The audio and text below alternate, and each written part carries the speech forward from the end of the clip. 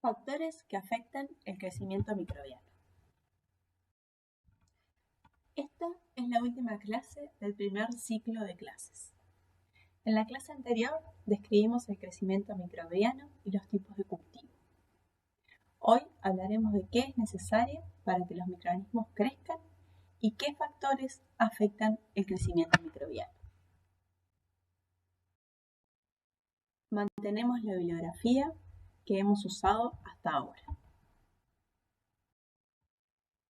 Comenzaremos hablando de los requerimientos nutricionales y la composición de medio de cultivo, tanto respecto a macronutrientes como micronutrientes. Luego pasaremos a ver qué factores pueden afectar el crecimiento y los clasificaremos como intrínsecos del medio de cultivo, como el pH o la actividad de agua, o ambientales, como la temperatura o la atmósfera. Los requerimientos nutricionales de los microorganismos es muy variado, debido a que, como veremos en las próximas clases, los procesos metabólicos que pueden realizar los microorganismos es muy variable. Sin embargo, todos los microorganismos requieren una serie de nutrientes imprescindibles. Aquellos nutrientes requeridos en gran cantidad se llaman macronutrientes, mientras que los micronutrientes se requieren en menor proporción. Dentro de los elementos químicos, los que predominan en sistemas vivos son el carbono, el hidrógeno, el oxígeno, el nitrógeno, el fósforo, el azufre y el selenio.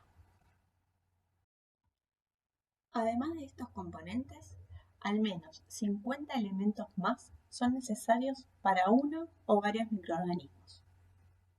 Otros, aunque no son necesarios, son metabolizados.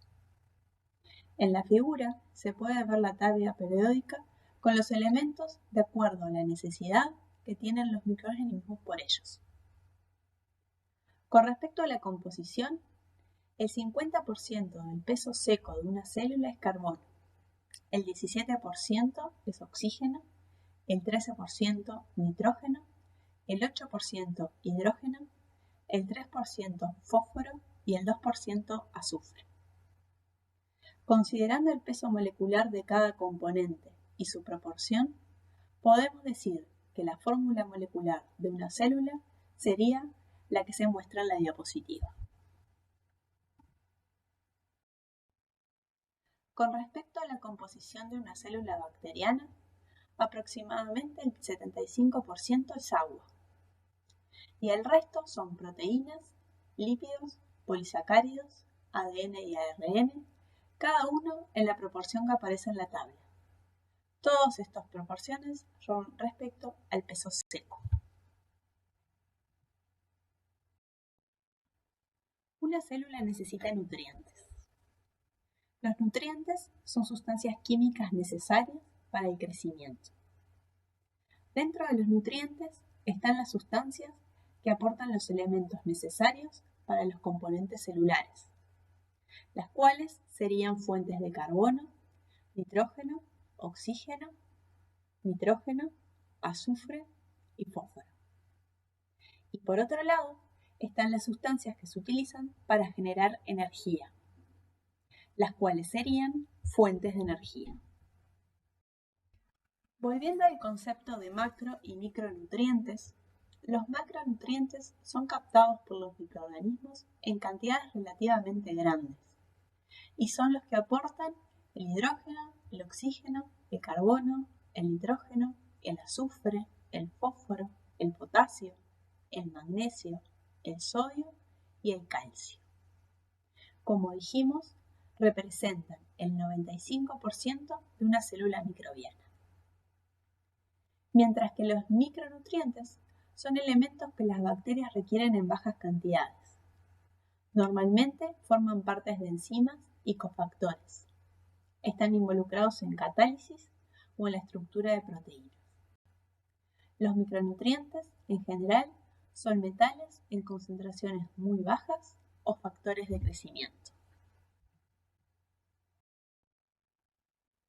Como dijimos, todas las células requieren carbono en grandes cantidades y la mayoría de los microorganismos requieren compuestos orgánicos como fuente de carbono. Las células obtienen el carbono orgánico digiriendo polímeros o consumiendo directamente monómeros, como aminoácidos, ácidos grasos, ácidos orgánicos, azúcares, bases nitrogenadas. Estos organismos se clasifican como heterótrofos. Algunos microorganismos son autótrofos y pueden sintetizar compuestos orgánicos a partir de dióxido de carbono. Un ejemplo de este tipo de microorganismos son las cianobacterias. Para que el dióxido de carbono pase a ser parte de los componentes celulares, debe ser reducido. Este proceso de reducción, asociado a la asimilación de carbono, también se conoce como fijación de CO2. Estudiaremos estos microorganismos en detalle en el ciclo de metabolismo. La reserva de nitrógeno disponible en la naturaleza se encuentra en forma de amonio, nitrato o nitrógeno gas. Con respecto a fuentes de nitrógeno inorgánico, la gran mayoría de los microorganismos pueden utilizar nitrógeno en forma de amonio y muchos también pueden utilizar el nitrógeno en forma de nitrato. Algunos microorganismos pueden utilizar fuentes de nitrógeno orgánica, como aminoácidos, peptonas, que son hidrolizados de proteínas, o proteínas. Pocos microorganismos pueden utilizar el nitrógeno atmosférico como fuente de nitrógeno. Estos microorganismos se clasifican como fijadores de nitrógeno o diazótrofos. Para poder utilizar el nitrógeno atmosférico como fuente de nitrógeno, este nitrógeno debe ser químicamente reducido para poder pasar a formar parte de la célula. Este proceso de reducción, asociado a la asimilación, en este caso del nitrógeno, se llama fijación de nitrógeno. Este proceso requiere gran cantidad de energía, tanto en forma de ATP como de poder reductor. Se necesitan 6 electrones para reducir nitrógeno a amonio, proceso que ocurre a través de pasos sucesivos de reducción en la enzima nitrogenasa. Sin embargo, se precisan 8 electrones para la reacción total, ya que 2 electrones se pierden en la formación de hidrógeno. Este proceso se desarrolló muy temprano en la historia y está distribuido tanto en especies de bacterias como de arquea, aunque solo algunas especies pueden realizarlo. Una vez reducido el nitrógeno a amonio, las células lo asimilan formando parte de compuestos orgánicos. La fijación de nitrógeno es catalizada por un complejo enzimático llamado nitrogenasa. Este complejo está formado por 2 proteínas, la dinitrogenasa y la dinitrogenasa reductasa. Ambos contienen hierro y la dinitrogenasa también contiene molibdeno. La fijación de nitrógeno es inhibida por oxígeno, debido a que la dinitrogenasa reductasa es inactivada irreversiblemente por oxígeno. Sin embargo, muchos fijadores de nitrógeno son aerobios obligados.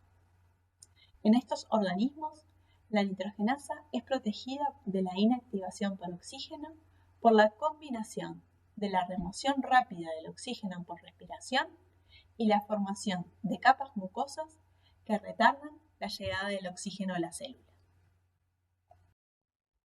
Este proceso puede realizarse por algunos autótrofos, como por ejemplo por cianobacterias.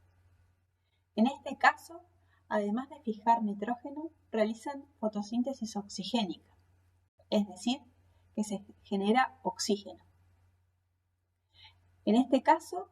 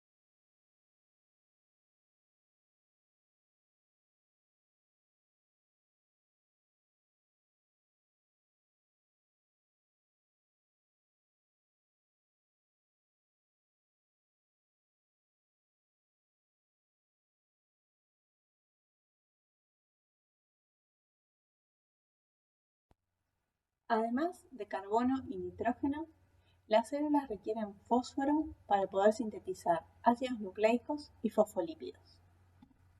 Usualmente el fósforo se incorpora como fosfato. Sin embargo, algunos microorganismos utilizan fósforo orgánico como por ejemplo ácido fítico. El ácido fítico en forma de sal o fitato es el principal compuesto orgánico conteniendo fósforo en el suelo. Microorganismos solubilizadores de fosfato que utilizan fitato como fuente de fósforo se encuentran normalmente en el suelo y juegan un papel fundamental en el proceso de generar fósforo disponible para las plantas. Varias bacterias hidrolizan este compuesto orgánico mediante la secreción de enzimas fosfatasas como las fitasas. El azufre forma parte de los aminoácidos cisteína, metionina y también en algunas vitaminas, incluyendo tiamina o biotina. Normalmente es incorporado como azufre inorgánico, en forma de sulfato o sulfuro, pero también puede incorporarse a través de compuestos orgánicos como aminoácidos. Dentro de los otros macronutrientes que nombramos previamente, tenemos al potasio, que está involucrado en la actividad de varias enzimas, el magnesio, cuya función principal es la estabilización de ribosomas, membranas y ácidos nucleicos. También se requiere para la actividad de varias enzimas. El calcio y el sodio son nutrientes esenciales solo para algunos microorganismos. Por ejemplo, el cloruro de sodio es necesario para la mayoría de microorganismos marinos. Aquí podemos ver un resumen de los nutrientes imprescindibles que se precisan en grandes cantidades, es decir, los macronutrientes, y la forma en la que se pueden encontrar en los medios de cultivo. Hablaremos ahora de los micronutrientes, que como dijimos son elementos que las bacterias requieren en bajas cantidades. Normalmente forman parte de las enzimas y cofactores y están involucrados en la catálisis o en la estructura de proteínas. Los microorganismos necesitan varios metales en una concentración muy baja en comparación con la concentración de los macronutrientes. Dentro de estos metales, el más importante es el hierro, que juega un papel fundamental en la respiración celular. Además de hierro, muchos otros componentes son necesarios para el metabolismo microbiano, como puede verse en la tabla de la diapositiva. De forma genérica, a estos metales se les llama elementos traza o metales traza, y generalmente son cofactores de enzimas. Los factores de crecimiento difieren con los elementos traza en que son compuestos orgánicos. Son compuestos orgánicos específicos indispensables para la vida de los microorganismos requeridos en baja concentración. Dentro de los factores de crecimiento están las vitaminas, pero también se incluyen en esta categoría aminoácidos, purinas y pirimidinas. Las vitaminas son los factores de crecimiento más comúnmente requeridos. La mayoría de las vitaminas actúan como cofactores de enzima. Los requerimientos de estas vitaminas varían entre microorganismos y va de ser necesaria ninguna vitamina a muchas. Por ejemplo, las bacterias acidolácticas, de las que hemos hablado en las clases anteriores, habitan en ambientes ricos en nutrientes como los productos lácteos. Estas bacterias son conocidas por necesitar muchas vitaminas para su crecimiento. En la tabla de la diapositiva se pueden ver algunos de los factores de crecimiento comúnmente necesarios. Con respecto a la necesidad de factores de crecimiento para crecer, Los microorganismos se pueden clasificar en protótrofos con respecto a un compuesto, es decir, que pueden crecer en ausencia de dicho compuesto, o en auxótrofo con respecto a un compuesto, es decir, que precisa ese compuesto para crecer. Los microorganismos como las bacterias lácticas, que precisan varios factores de crecimiento, se clasifican como microorganismos exigentes. Como dijimos, además de nutrientes, que serían fuentes de carbono, nitrógeno, fósforo, azufre, etc., las células precisan fuentes de energía, es decir, sustancias o fuentes que se utilizan para generar energía.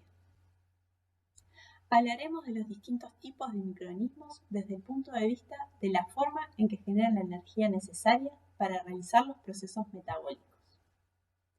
Los términos que presentaremos aquí, así como algunos conceptos, serán retomados en el ciclo del metabolismo y nombrados a lo largo de todo el curso.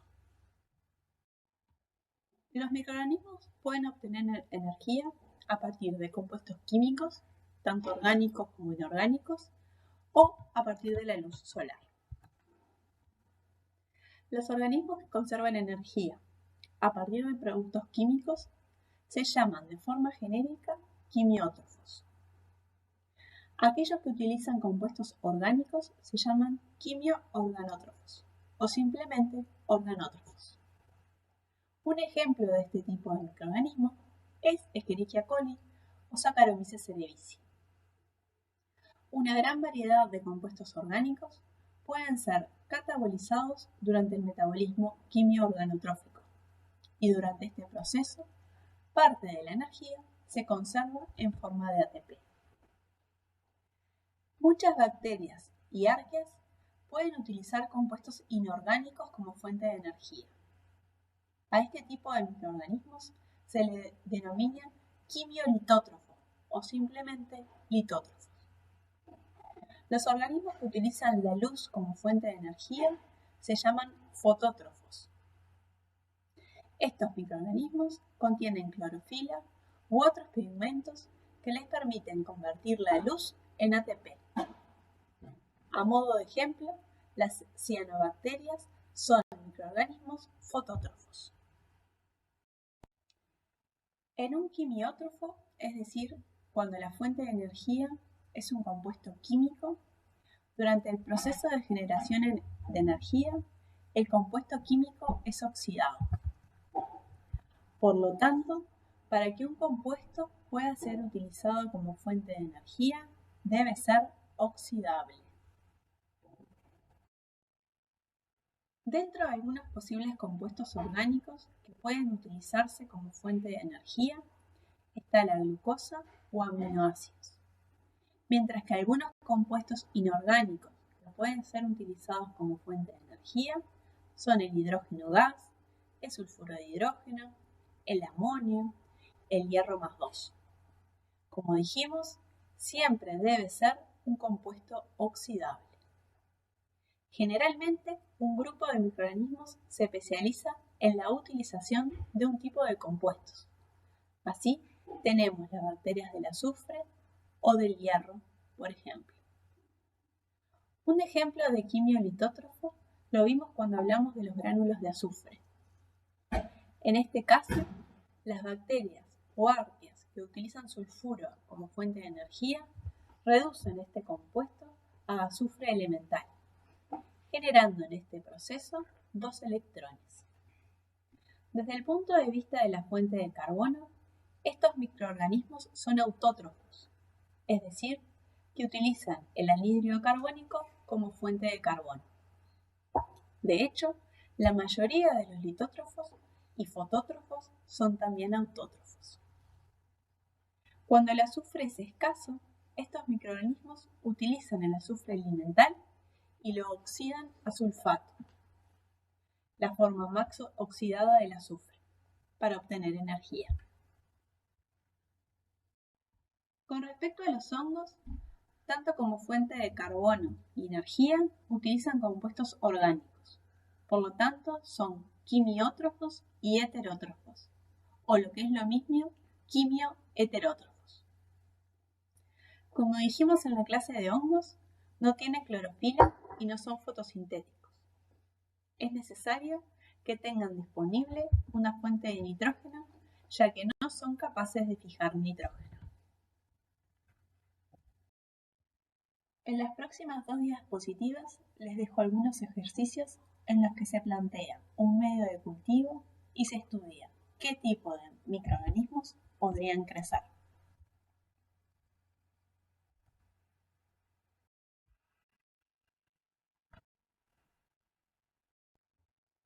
Aunque un microorganismo se encuentre en un medio de cultivo con todos los nutrientes necesarios para su crecimiento, este no es seguro si algunos factores no son apropiados. En particular, 4 factores ambientales pueden afectar el crecimiento microbiano. Estos son pH, actividad de agua, temperatura y oxígeno. pH y actividad de agua son factores que se ajustan en función del medio de cultivo, mientras que la temperatura y el oxígeno son condiciones asociadas al ambiente. Si alguno de estos factores está por fuera de los límites de tolerancia de un microorganismo, el crecimiento no ocurrirá. Todos los microorganismos tienen un rango de pH normalmente de 2 o 3 unidades dentro del cual el crecimiento es posible. A su vez, cada microorganismo tiene un pH óptimo, el cual se define como el pH al cual la velocidad de crecimiento es máxima.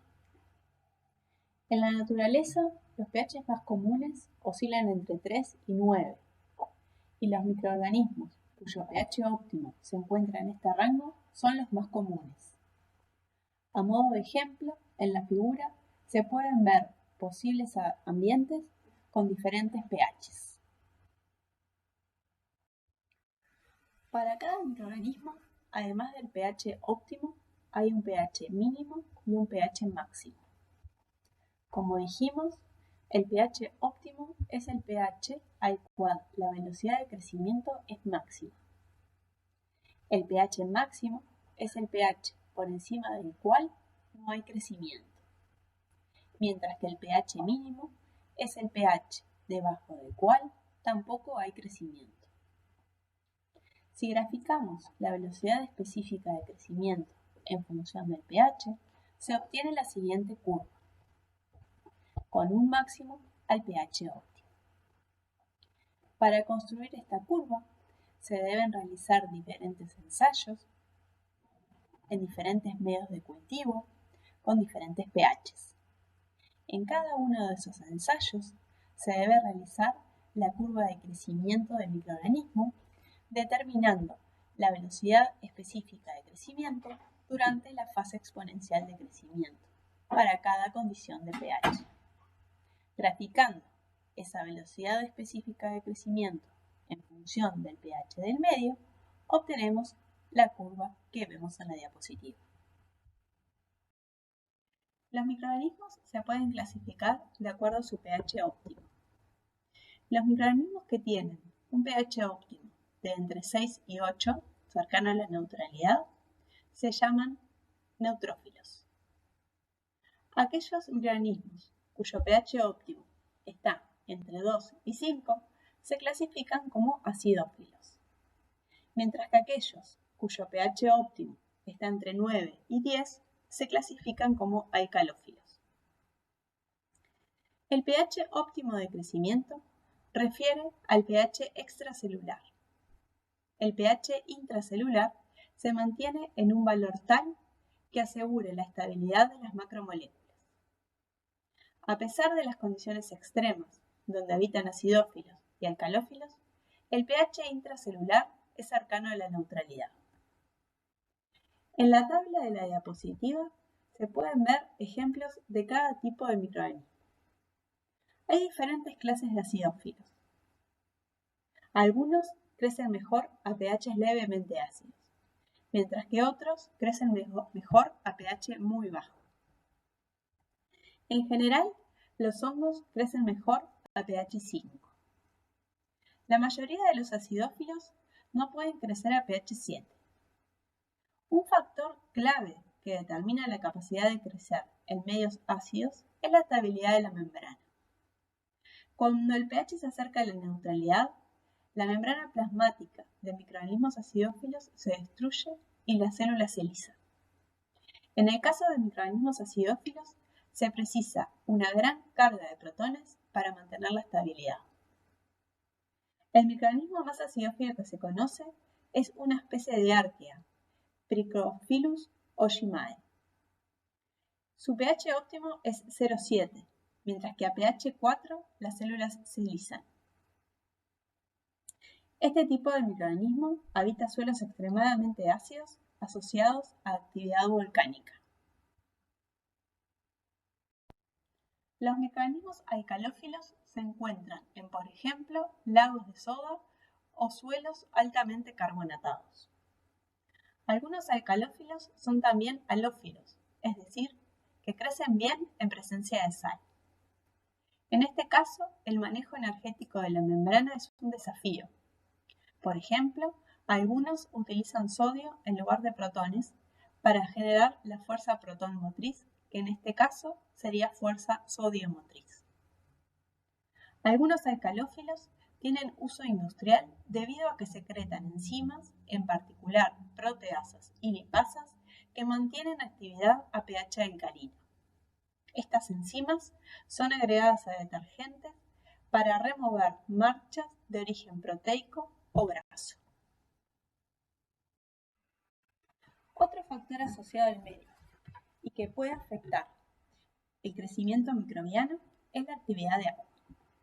La actividad de agua es una medida de cuán disponible está el agua en un determinado medio.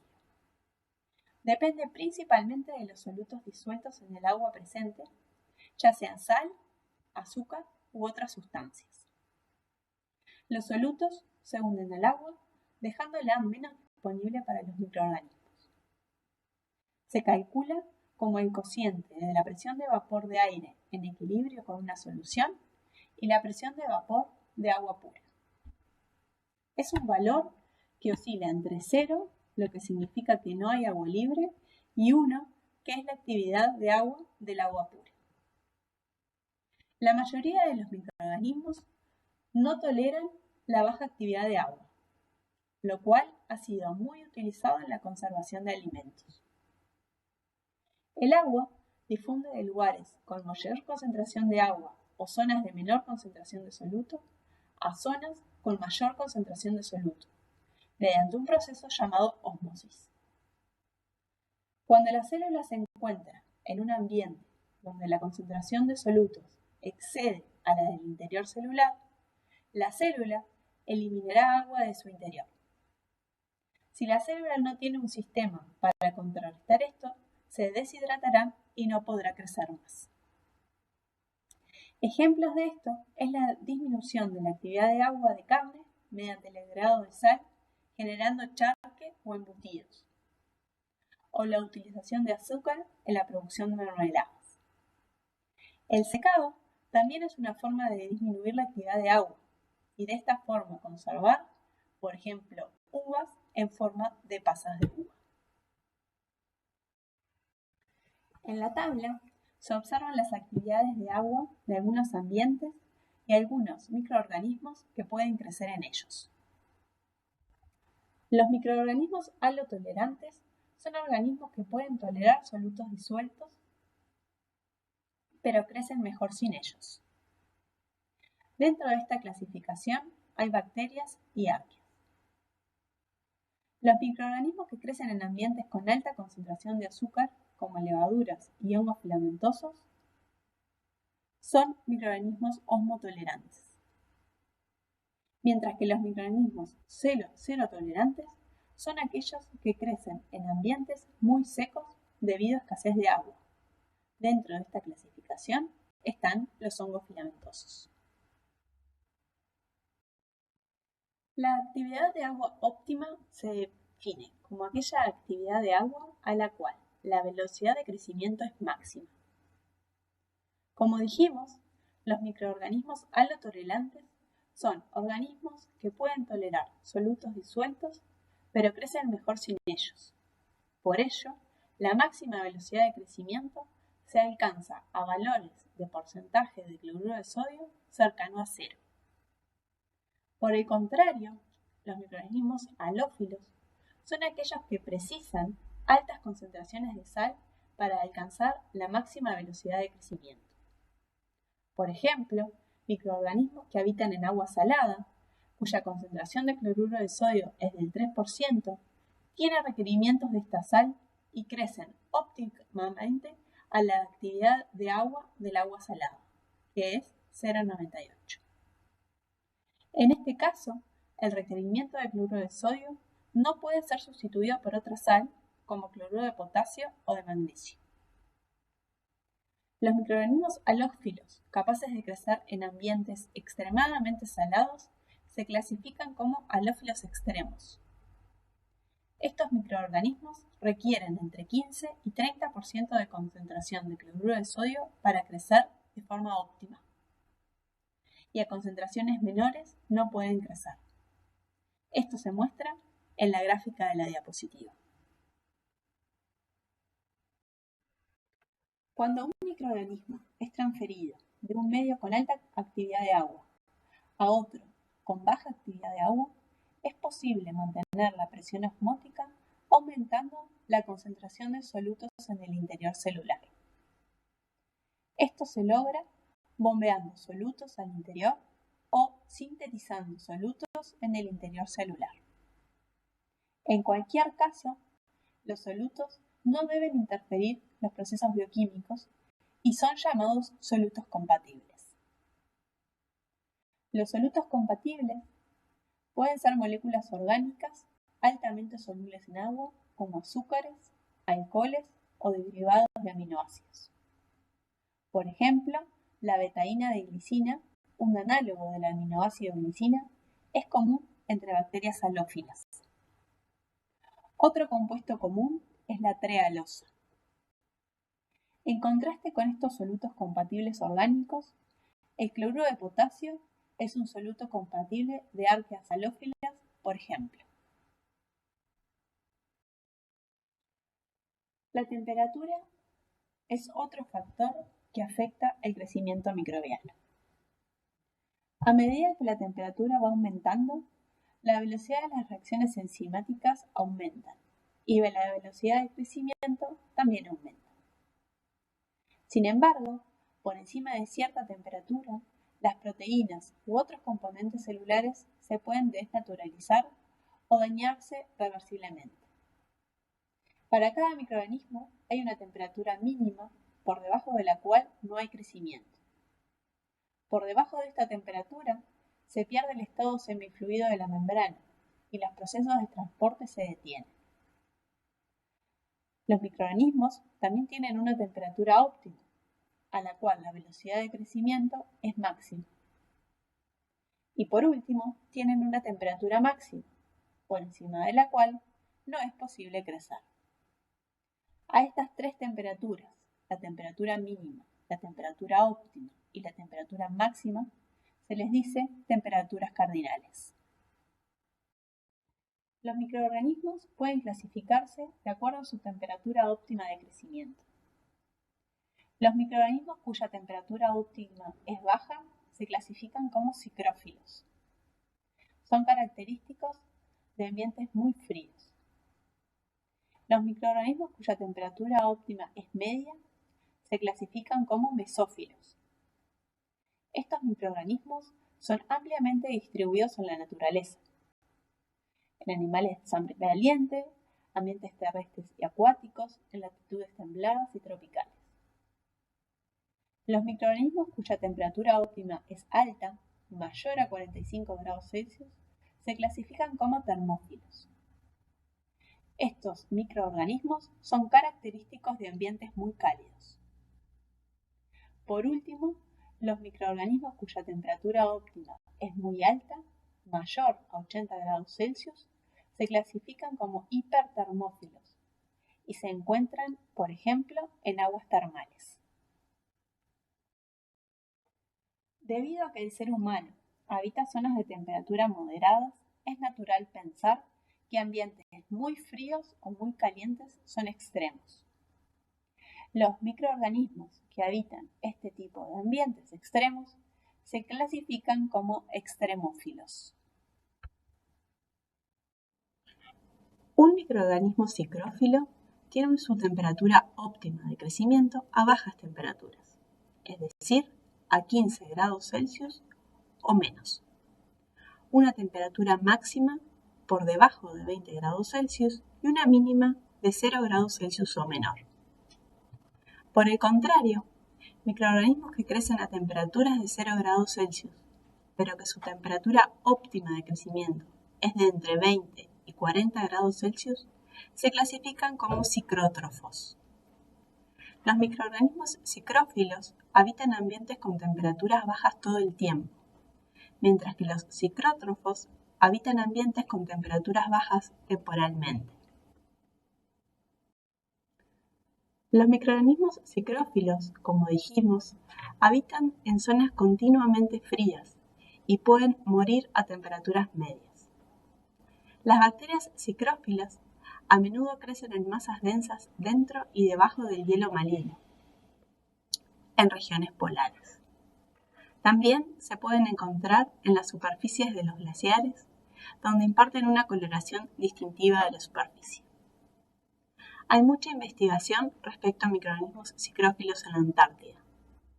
Las enzimas producidas por este tipo de microorganismos tienen actividad a bajas temperaturas. Estas enzimas son interesantes, por ejemplo, para la industria alimentaria. Estos microorganismos tienen algunas estrategias que les permiten adaptarse a este tipo de clima. Una de ellas es la producción de enzimas cuya temperatura óptima es baja. Son enzimas que se desnaturalizarían o se verían inactivadas a temperaturas moderadas. Muchas enzimas, que se conoce su estructura, tienen en su estructura secundaria grandes cantidades de alfa-hélice en lugar de hoja beta. La estructura de hoja beta tiende a ser más rígida y por lo tanto un mayor contenido de alfa-hélice confiere mayor flexibilidad a las enzimas que catalizan las reacciones a bajas temperaturas. Además, estas enzimas tienden a tener mayor contenido de aminoácidos polares y menor número de enlaces débiles, como puentes de hidrógeno, y menos interacciones entre dominios comparado con enzimas de mesófilos. Este conjunto de características hace que las enzimas sean más flexibles y mantengan su actividad en condiciones de frío. La membrana plasmática de microorganismos psicrófilos se mantiene funcional a bajas temperaturas. La membrana plasmática de microorganismos psicrófilos tiende a tener mayor contenido de ácidos grasos insaturados y de cadena corta, lo cual ayuda a mantener la membrana semifluida a temperaturas bajas. Algunas bacterias psicrófilas incluso tienen lípidos formados por ácidos grasos poliinsaturados con cadenas de ácidos grasos de hasta 5 dobles enlaces, lo cual la mantiene flexible a muy bajas temperaturas. Otra adaptación molecular al frío incluye las proteínas de shock frío o crioprotectores. Las proteínas de shock frío ayudan a la célula a mantener activas otras proteínas o se unen al ARN mensajero específico para mantener y facilitar su traducción. Dentro de los crioprotectores se incluyen proteínas anticongelamiento o solutos específicos como glicerol o algunos azúcares, que se producen en grandes cantidades a baja temperatura y previenen la formación de cristales de hielo. Como dijimos, los microorganismos cuya temperatura óptima es alta, mayor a 45 grados Celsius, se clasifican como termófilos, mientras que los microorganismos cuya temperatura óptima es muy alta, mayor a 80 grados Celsius, se clasifican como hipertermófilos. Superficies expuestas al sol pueden llegar a 50 grados Celsius al mediodía. El compost, un proceso de fermentación, puede llegar a los 70 grados Celsius. Los termófilos abundan en estos ambientes. Sin embargo, el ambiente más extremo en la naturaleza son las aguas termales, donde se encuentra una gran diversidad de termófilos e hipertermófilos. Dentro de las adaptaciones de este tipo de microorganismos, encontramos que las enzimas y otras proteínas son más estables a altas temperaturas con respecto a enzimas y proteínas de microorganismos mesófilos. La estabilidad proteica se debe a cambios en la secuencia aminoácidica en comparación con las proteínas de mesófilos.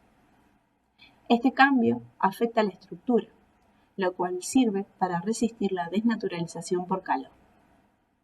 Las proteínas resistentes al calor tienen generalmente mayor número de enlaces iónicos entre aminoácidos ácidos y básicos y el contenido interior es más hidrofóbico, lo que genera un denso empaquetamiento.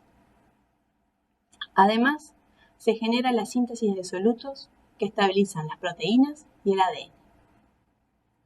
Las enzimas de los microorganismos termófilos e hipertermófilos tienen gran implicancia comercial. Estas enzimas catalizan reacciones a altas temperaturas. Un ejemplo de este tipo de enzima es la enzima Taq polimerasa aislada de termos acuáticos. Esta enzima se utiliza para la amplificación de fragmentos de ADN mediante la técnica de PCR. La membrana plasmática de este tipo de microorganismos debe ser estable al calor. Con el calor se produce la separación de los lípidos de membrana. Entonces, la membrana plasmática de este tipo de microorganismos contiene ácidos grasos saturados de cadena larga. Este tipo de ácido graso tiene mayor punto de fusión, lo cual aumenta la estabilidad de la membrana. La mayoría de los hipertermófilos son arqueas.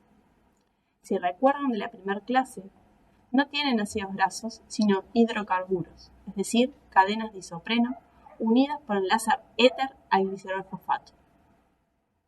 Además, no presentan bicapa lipídica, sino monocapa.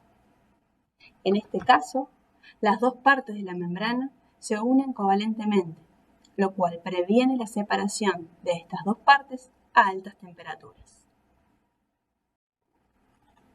El oxígeno es esencial para muchos microorganismos, mientras que para otros, por el contrario, es perjudicial.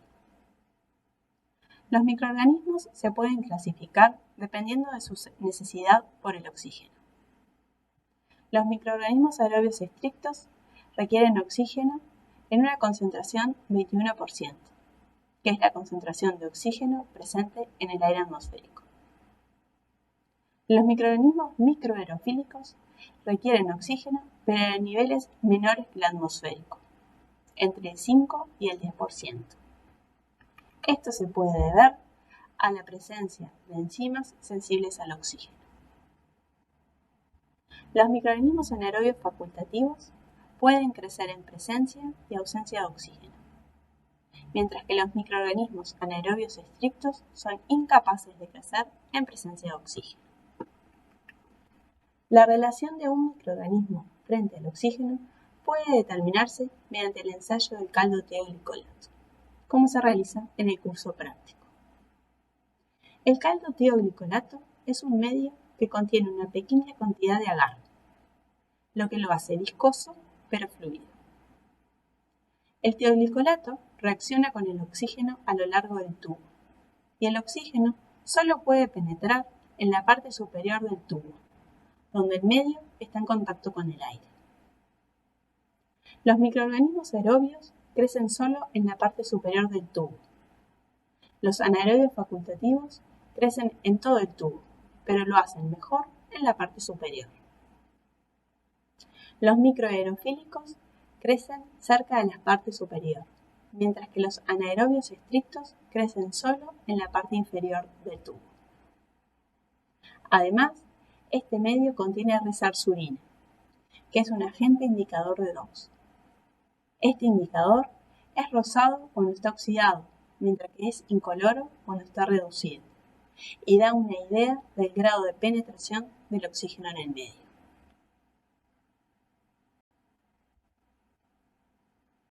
El oxígeno por sí mismo no es tóxico, pero puede convertirse, mediante una reducción parcial, en compuestos tóxicos derivados del oxígeno.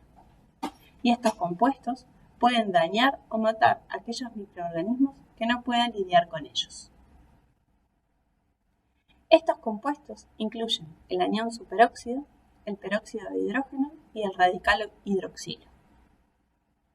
Estos son subproductos de la reducción de oxígeno en agua y se producen fotoquímicamente y durante la respiración. Algunos transportadores de electrones, como flavoproteínas o quinonas, catalizan estas reacciones. Estos compuestos son altamente reactivos y pueden oxidar macromoléculas y demás componentes orgánicos. Para poder habitar ambientes con oxígeno, uno de los requisitos es poder manejar este tipo de compuestos tóxicos. El anión superóxido y el peróxido de hidrógeno son los compuestos tóxicos más comunes, y todas las células tienen enzimas que destruyen estos compuestos. Las enzimas catalasa y peroxidasa atacan el peróxido de hidrógeno formando oxígeno y agua respectivamente. El anión superóxido es destruido por la enzima superóxido dismutasa,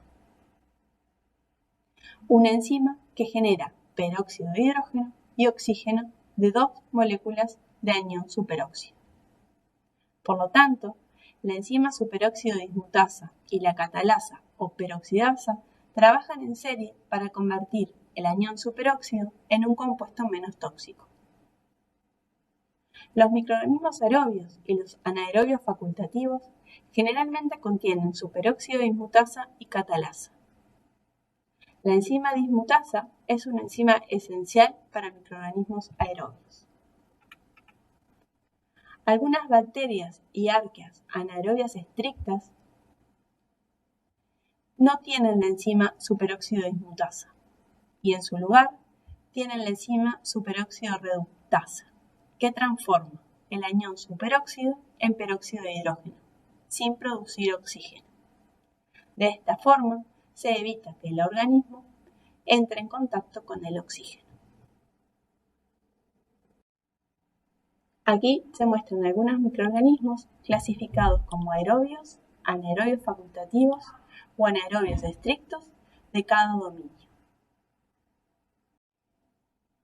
Para el crecimiento de microorganismos aerobios, principalmente en medios líquidos, es necesario proporcionar aireación.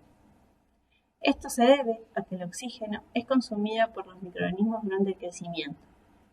Y en el caso de medios líquidos, el oxígeno que difunde en el aire no lo hace tan rápido como se necesita. La aireación puede forzarse mediante agitación o burbujeando aire estéril dentro del medio de cultivo, como se muestra en las fotos de la diapositiva. Para el cultivo de microorganismos anaerobios debe excluirse el oxígeno. Para ellos, tubos con medio de cultivo llenos por completo y con cierres estancos es una buena opción. Se puede adicionar el medio de cultivo con sustancias que reaccionan con el oxígeno y lo excluyen. Un ejemplo de esto es el tioglicolato en el caldo tioglicolato. Para remover todo el oxígeno para el cultivo de microorganismos anaerobios estrictos, las placas o tubos se pueden incubar en una jarra anaeróbica, donde el aire se desplaza por un gas libre de oxígeno o colocando dentro de la jarra un sistema que consuma el oxígeno. Existen sistemas comerciales para este fin. Para la manipulación de cultivos en atmósfera anóxica existen cámaras especiales que permiten el trabajo en estas condiciones. Estas cámaras están provistas con guantes para manipular e incubar cultivos en condiciones anóxicas. La compuerta puede vaciarse y llenarse con gas libre de oxígeno y permite introducir o extraer materiales de la cámara.